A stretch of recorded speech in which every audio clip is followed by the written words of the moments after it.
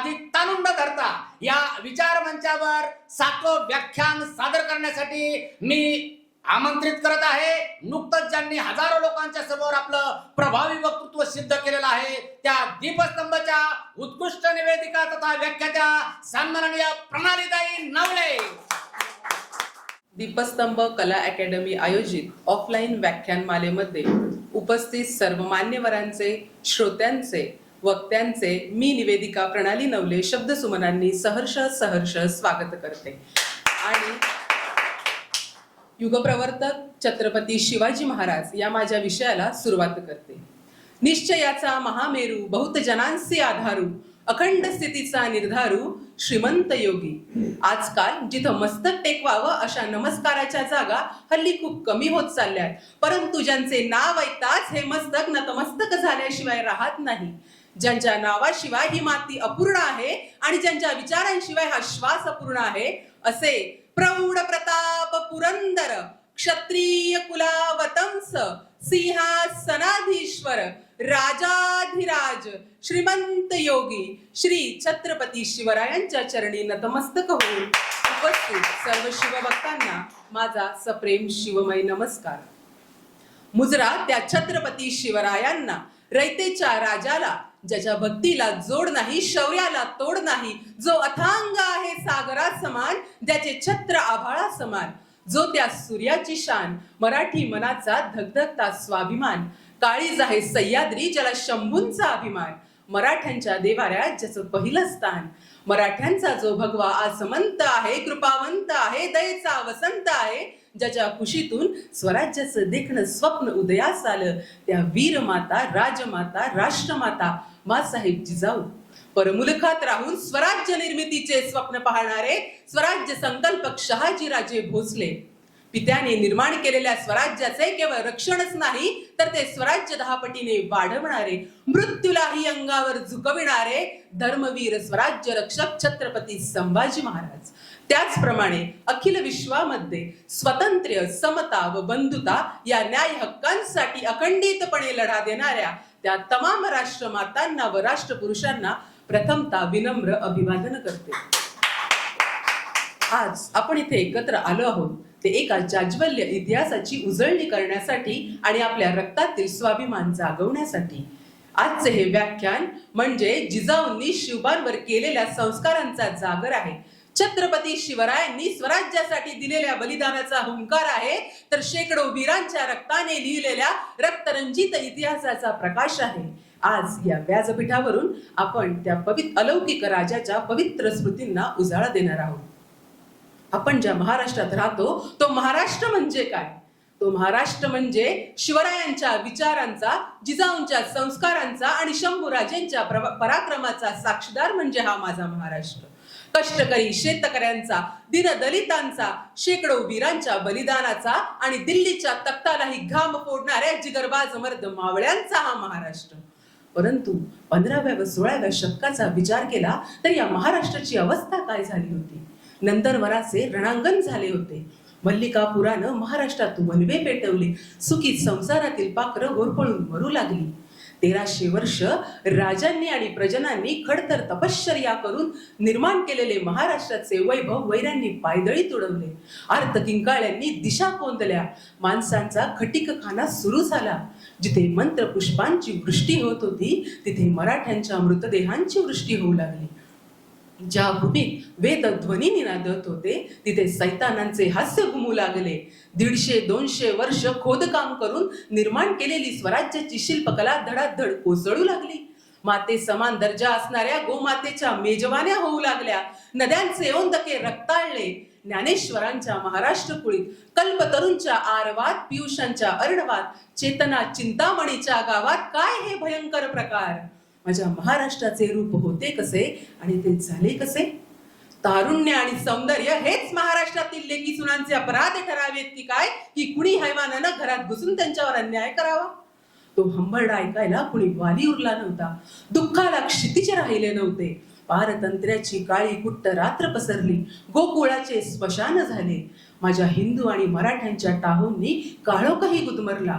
आसमंत रक्तात भिजून निघावा तशी वर्षामागून वर्ष सरत होती. घनाचे घाव घालून मेघ जमिनीत ठोकावे तशी सुलतानांची सत्ता खोल खोल रुजू लागली होती. पूर्वी कधी रावण जन्मला तर त्याचा संहार करण्यासाठी प्रभू राम देखील जन्म घेत होते, परंतु आता रावणाच्या रांगा लागत होत्या, पण एकही राम किंवा एकही कृष्ण इथे जन्म घेत नव्हता. अशा या धाकात गुलामगिरीचं जगणं जगत होता माझा महाराष्ट्र. 1, 2, 5 वर्ष नाही तर तब्बल 300 वर्ष या सुलतानांचा अन्याय अत्याचार असा सुरू होता. घरातील लेकी सुनांवर होणारे अत्याचार पाहवत नव्हते. माझ्या महाराष्ट्राची मसनवट झाली होती. अपमानानं संतापलेल्या आणि जुलमानं भाजून निघालेल्या गरीब जनतेचे तळतळते आत्मे निद्रिस्त भवानीच्या दाराशी आक्रोश करत होते. यदा यदा हि धर्मस्य ग्लानिर्भवति भारत अभ्युत्थानम धर्मस्य तदात्मानं सृजाम्यहं परित्राणाय साधूना विनाशाय च दुष्कृतां धर्म संस्थापनार्थाय संभवामि युगे युगे. म्हणजेच जेव्हा जेव्हा धर्माचा नाश होईल, अधर्म वाढत जाईल, तेव्हा तेव्हा हे भारतामी प्रकट होईल. सत्पुरुषांची रक्षा करण्यासाठी, अधर्माचा नाश करण्यासाठी आणि धर्माच्या पुनर्स्थापनेसाठी मी प्रत्येक युगात जन्म घेईल. आणि म्हणूनच 19 फेब्रुवारी 1630 रोजी शिवनेरी गडावर या युगपुरुषाचा जन्म झाला. स्वराज्याचा सूर्योदय झाला. धर्मन्याय पंडिताचा जन्म झाला. एका जाज्वल्य आणि प्रेरणादायी इतिहासाचा जागर झाला. खऱ्या अर्थानं या महाराष्ट्राला शिवरायांच्या आचारांची, विचारांची आणि त्यांनी निर्माण केलेल्या स्वराज्याची नितांत आवश्यकता होती. शिवरायांचे बालपण म्हणजे केवळ खेळणे आणि बागडणे नव्हते, तर ती एका महायुद्धाची पूर्वतयारी होती. सभोवताली परकीय आक्रमकांचा अन्याय अत्याचार सुरू असताना जिजाऊंनी शिवबांना रामायण आणि महाभारतातील शौर्याच्या गोष्टी सांगितल्या. वयाच्या 12व्या वर्षी मुठभर मावळ्यांना सोबत घेऊन रायरेश्वराला रक्ताचा अभिषेक करून स्वराज्याचे तोरण बांधणारा एकमेव राजा शिवछत्रपती आहे. रायरेश्वराला केलेला अभिषेक हा केवळ रक्ताचा थेंब नव्हता, तर तो स्वराज्यासाठी दिलेल्या बलिदानाचा महामंत्र होता. वयाच्या 15व्या 16व्या वर्षी शिवरायांच्या मनात स्वराज्याचे स्वप्न आकारी घेऊ लागले. ज्या वयात तरुण चैनीच्या मागे लागतात, त्यावेळी शिवबांनी विजापूरच्या आदिलशाहीला हादरा दिला. कोणताही वीर प्रसंग असो, त्यांच्या मागे जिजाऊंची प्रेरणाशक्ती असायची. आजचा तरुण ज्या वयात आरामात स्वप्न पाहतो, त्यावेळी हा सह्याद्रीचा सिंह रक्ताचे सडे घालत होता. असं हे तारुण्य हिमालयापेक्षाही उत्तुंग आणि महासागरापेक्षाही अथांग होतं. ज्यावेळी या मातीत वतनदारी आहे, सगळी वतनं स्वतःच्या ताब्यात घेतलेली माणसं इथं भ्रष्टाचाराचं स्तोम माजवत आहेत, हे जेव्हा महाराजांच्या लक्षात आलं, तेव्हा कोणी आपला नाही, कोणी परका नाही असं म्हणत महाराजांनी ज्या माणसाकडे कौशल्य आहे त्याला काम देऊन वेतनदारी सुरू केली. या युगपुरुषानं जातीपातीचं राजकारण न करता सर्व जाती एका छताखाली आणल्या. त्याचं नाव राजा शिवछत्रपती आहे.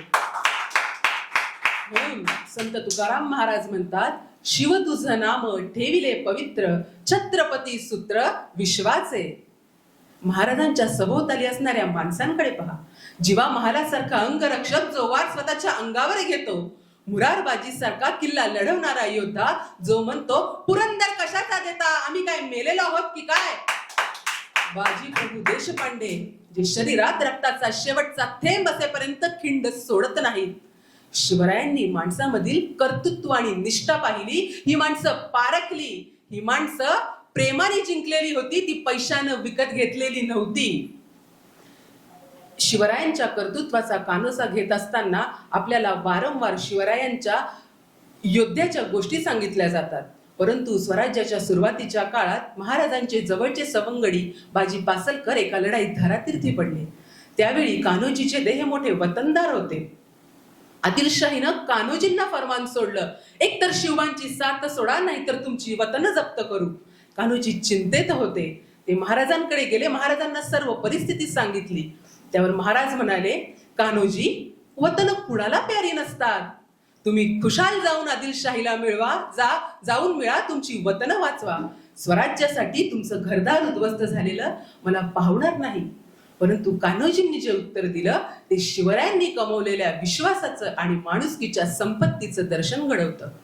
कान्होजी म्हणतात, राजे, वतनासाठी तर कुत्रही शेपूट हलवतो हो, पण तुमच्यासारखा राजा मिळायला भाग्य असावं लागतं. आणि ही मान सदैव तुमच्याच चरणी झुकेल राजे, ही मान सदैव तुमच्याच चरणी झुकेल. श्रोते हो, किल्ले कुणीही बांधील, भिंती कुणीही उभ्या करतील, पण माणसांची मन जिंकायला शिवबाच असावं लागतं. शिवरायांच्या विचारांचा आदर केवळ मावळ्यांनाच नव्हता, तर कट्टर दुश्मन असणाऱ्या औरंगजेबालाही शिवरायांच्या विचारांचं केवढं आकर्षण आहे त्याचे एक स्वगत माझ्या वाचनात आलंय. ते सांगण्याचा मोह मला वारंवार होतो. तो औरंगजेब आपल्या पुत्राला म्हणतोय, हाँ तौबा तौबा, क्यों फतेह हासिल होती है शिवाजी को, हमारी तरह खजाना, फौज, तोफखाना, हाथी, घोड़े, शिवाजी के पास कुछ भी नहीं है, कुछ भी नहीं है, फिर भी फतेह हासिल होती है उसे. क्यों? ये मालूम है तुम्हें शहजादे, शायद तुम ये कभी समझ ही नहीं पाओगे. शिवाजी ने मजबूत किले बनाए, अपनी फौज बहरत की ताबीर की है उसने, लेकिन उससे भी ज्यादा न जीते जाने वाले लोग बनाए हैं उसने. हमने शिवाजी के सरदारों को लाखों की जहागीर की लालच दी, लेकिन उन जाबाज मराठों ने हमारी जहांगीर पर थूक दिया शहजादे, थूक दिया. मराठे रुकते नहीं, मराठे थकते नहीं, मराठे झुकते नहीं, और मराठे कभी बिकते नहीं. पुढे जाऊन हाच औरंगजेब आपल्या पुत्राला काय सांगतो हे लक्ष देऊन ऐका. तो म्हणतोय, शिवाजी मगरूर है, चलाक है, दगाबाज है, लेकिन उसका चाल चलन दूध की तरह साफ और सूरज की तरह चमकदार है. अपने दुश्मन के भी मजहब, मस्जिद, मालवी, फकीर और औरतों की इज्जत करना जानता है वो, तभी तो उसकी इज्जत बुलंद मीनार की तरह सर उठाए आसमान को छू रही है, इसमें कोई शक नहीं है. शहजादे, हम खुश नसीब है कि हमें दुश्मन भी मिला तो शिवा जैसा, हमें दुश्मन भी मिला तो शिवा जैसा. शहजादे, हुकूमत करनी ही है तो शिवा का चाल चलन सीखो, शिवा का चाल चलन सीखो. छत्रपती नावाचं वैभव आपण लक्षात घेणं नितांत आवश्यक आहे. छत्रपतींच्या विचारांचा आणि छत्रपतींच्या नावाचा जयघोष करायचा तो पवित्र होण्यासाठीच. शिवरायांची न्याय व्यवस्था काय होती? महाराष्ट्रभर मोर्चे निघाले, पण गुन्हेगारांना शिक्षा झाली का हो? परंतु 400 वर्षांपूर्वी शिवरायांची न्याय व्यवस्था काय होती? शिवरायांच्या कर्तृत्वाचा कानोसा घेत असताना आपल्याला सांगितलं जातं की कुंपणानं शेत खावं, तसं गावच्या पाटलांनी एका मुलीवरती अत्याचार केला. ही गोष्ट राजांना कळताच बाल शिवाजींनी पाटलाचे हातपाय करम करून त्याचा चौरंगा केला. बेलवाडीचा किल्ला स्वराज्यात नाहीये, तो परकीयांच्या ताब्यात आहे. बेलवाडीचे किल्लेदार कोण? तर एक महिला सरदार सावित्रीबाई देसले. तो किल्ला स्वराज्यात असायला पाहिजे म्हणून महाराजांनी त्यांचे सरदार सखोजी गायकवाड यांची या मोहिमेवर नेमणूक केली. सखोजी गायकवाडांना सांगण्यात आलं की काही झाले तरी किल्ला घेऊनच यायचा. सखोजी किल्ला घेण्यासाठी निघाले आहेत. एक नाही, दोन नाही, तर तब्बल 27 दिवस या एकट्या बहादूर स्त्रीनं एकटीनं हा किल्ला लढवला. प्रचंड झुंजीतून अखेरीस सखोजींनी हा किल्ला ताब्यात घेतला. किल्ला जिंकल्याची खबर कानी पडताच राजांच्या डोळ्यात सखोजींसाठी आनंद अश्रू तरळले. पण त्याच कानावर खबर आली, राजे, किल्ला हाती घेत असताना सखोजींनी किल्लेदारणीवरती अत्याचार केलाय. ज्या हातात सखोजी गायकवाडांसाठी पुष्पहार सजले होते तेच महाराज कडाडले. एक जेता म्हणून जरी मी ही लढाई जिंकलो असलो तरी माझ्याच सरदाराने एका किल्लेदारणीवरती अत्याचार केलाय, तेव्हा एक राजा म्हणून मी ही लढाई पराभूत झालोय. त्या क्षणी महाराजांनी आपल्या हातात लाल बुंद सळया घेतल्या आणि सखोजींच्या डोळ्यात खुपसून त्याला आयुष्यभरासाठी अंधार कोठडीची शिक्षा दिली. वयाच्या 17व्या वर्षी एका मुलीवर बलात्कार होतो आणि वयाच्या 17व्या वर्षी न्याय देणाऱ्या आमच्या आजच्या न्याय व्यवस्थेचे डोळे दिपवून टाकणारी न्याय नावाची प्रणाली शिवरायांच्या तत्कालीन इतिहासात असल्याचे पाहावयास मिळते. उशिरा मिळालेला न्याय हा घडलेल्या अन्यायापेक्षा जास्त वेदनादायी असतो, हे या प्रसंगावरून आपण लक्षात घेतलं पाहिजे. स्त्री ही मराठ्यांच्या देवाऱ्यातील देवता आहे असं मानणारा माझा राजा शिवछत्रपती आहे. रंभा, उर्वशी, तिलोत्तमा, मेनका आदी अप्सरांच्या सौंदर्याला लाजवणारी, कल्याणच्या सुभेदाराची बायको नजराणा म्हणून समोर उभी ठाकली असता, अशीच अमुची माता असती सुंदर रूपवती, आम्ही सुंदर झालो असतो वदले छत्रपती. याच शब्दात त्याच अभिमानी शिवाजीने मराठी मनाच्या नैतिक सामर्थ्याचा गौरीशंकर साऱ्या जगापुढे उभा केला. उच्च नैतिकता आणि स्वाभिमान हेच आहेत मराठी मनाचे दोन श्रेष्ठ भाव. महाराजांनी त्यांच्या आयुष्यात कायम स्त्रियांचा आदरच केला, मग ती स्त्री कोणत्याही जाती धर्माची असो वा कट्टर दुश्मनाची. म्हणून आज जी कुणी स्त्री इथं मला ऐकत आहे, मला तिला एवढंच सांगावंसं वाटतं, अगं तलवारीपेक्षा तीक्ष्ण तुझ्या या नजरेची धार आहे. महाराष्ट्राची वाघीण तू, भवानीचा वार आहे. भगव्याची रक्षिणी तू, स्वराज्याची मेघ आहे.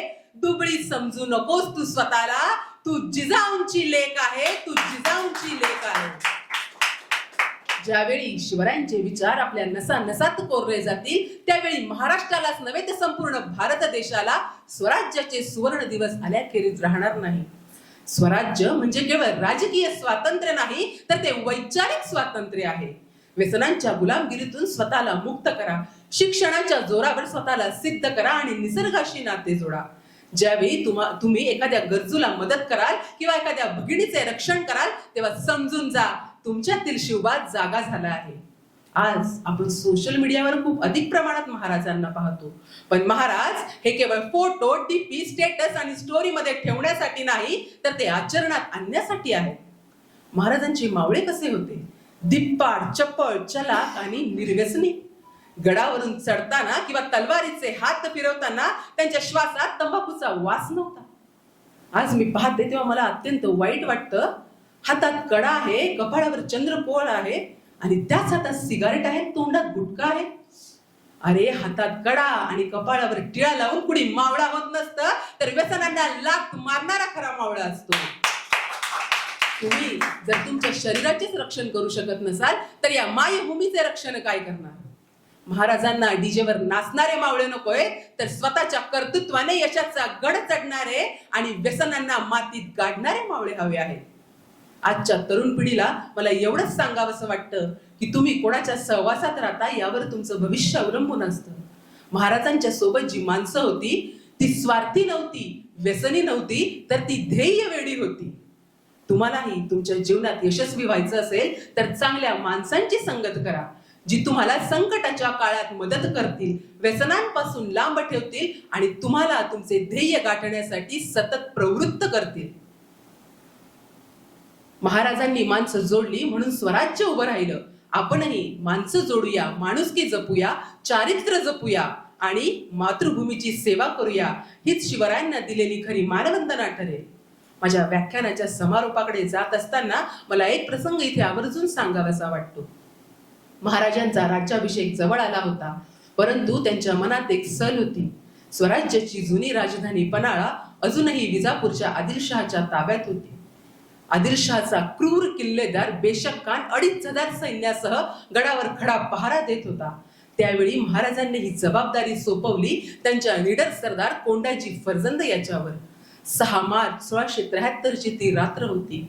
कोंडाजींनी कोणतेही मोठे सैन्य हाती न घेता केवळ 60 निवडक मावळे घेतले, कारण कोंडाजींचा विश्वास शक्तीपेक्षा युक्ती आणि धाडसावर जास्त होता. रात्रीच्या गडद अंधारात गडाची तटबंदी जिथे कमकुवत आहे तिथून दोर लावून हे सैन्य गडावर चढले. गडावर पोहोचताच त्यांनी मोठ्याने गर्जना केली, हर हर महादेव. आदिलशाही सैन्याला वाटलं महाराजांची मोठी फौज गडावर दाखल झाली आहे. गोंधळलेल्या शत्रू सैन्यात कोंडाजींनी धुमाकूळ घातला, थेट बेशक खानाचे ठिकाण गाठले, तिथेच त्याचा खात्मा केला. गडाखाली अण्णाजी दत्तो यांच्या सैन्यानं मशाली पेटवून असा आभास निर्माण केला की शेकडो मराठा सैनिक गडाला वेढा देऊन उभे आहेत. शत्रू इतका घाबरला की अवघ्या 3.5 तासात 2500 मावळ्यांचा हा अवाढव्य गड केवळ 60 मावळ्यांनी काबीज केला. विजयाची बातमी राजांना कळताच त्यांनी कोंडाजींचे भरभरून कौतुक केले. या प्रसंगावरून आपण एकच लक्षात घेतलं पाहिजे की संख्याबळ किती आहे याही पेक्षा तुमचे धाडस आणि नियोजन किती अचूक आहे हे जास्त महत्वाचे आहे. संकटाच्या वेळी रडण्यापेक्षा कोंडाजी सारखे लढायला शिका. शिवाजी महाराज म्हणजे केवळ लढवय्ये योद्धेच नव्हते, तर ते विजनरी लीडर आणि उत्तम प्रशासकही होते. महाराजांनी शून्यातून जे प्रशासन उभं केलंय ते आजच्या कॉर्पोरेट जगालाही लाजवेल असं आहे. महाराजांना भारतीय आरमाराचे जनक, the father of Indian navy मानलं जायचं. अफजल खानाचा वध असो व आग्र्याहून सुटका, प्रत्येक हालचाल ही गणितासारखी अचूकच असायची. महाराजांनी त्यांच्या आयुष्यात शिस्त आणि नियोजन यांना विशेष महत्व दिले आहे. कल्पना करा, आज जर साक्षात शिवाजी महाराज आपल्या समोर अवतरले तर आपल्याला पाहून काय वाटेल त्यांना? गडकिल्ल्यांवरचा कचरा, विखुरलेली माणुसकी आणि स्वार्थासाठी भांडणारी माणसं पाहून राजे नक्कीच म्हणतील, आम्ही हे स्वराज्य तुमच्यासाठी निर्माण केलं होतं आणि तुम्ही याचं काय करून ठेवलं. मित्रांनो, महाराजांना मूर्तीत किंवा फोटोत शोधण्यापेक्षा आपल्या कर्तृत्वात आणि वागणुकीत शोधूया. आपलं उत्तरदायित्व हेच आहे की आपण शिवरायांच्या विचारांचे जिवंत वारसदार बनायला हवे. आजची तरुण पिढी कुणाला फॉलो करते? रील बनवणारे रील स्टार की चित्रपटातील नटनटी की ज्यांचे आयुष्य केवळ पडद्यापुरताच मर्यादित आहे? आयुष्याचा खरा हिरो कोण हे ठरवण्याची वेळ आता आली आहे.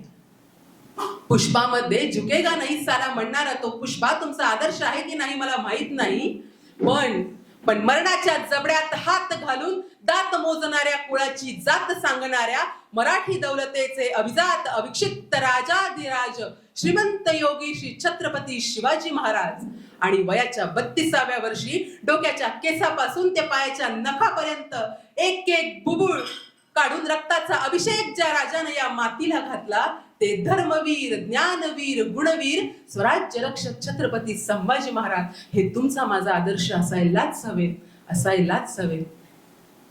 350 वर्षांपूर्वी रायगडावर एक सूर्य मावळला, पण तो मावळणारा सूर्य कोट्यावधी हृदयांमध्ये स्वाभिमानाचा अग्नी पेटवून गेला. महाराज 350 वर्षांपूर्वी गेले, पण ते आजही प्रत्येक माणसाच्या श्वासात जिवंत आहेत. जोपर्यंत चंद्र सूर्य तारे आहेत, सह्याद्रीचे कडे उभे आहेत आणि मराठी माणसाच्या अंगात रक्ताचा शेवटचा थेंब आहे, तोपर्यंत शिवविचार कधीच संपणार नाही. कोट्यावधी देवी देवतांची लक्षावधी मंदिरे असूनही अब्जावधी हृदयांवर अधिराज्य करतात. त्यांनाच छत्रपती शिवाजी महाराज म्हणतात.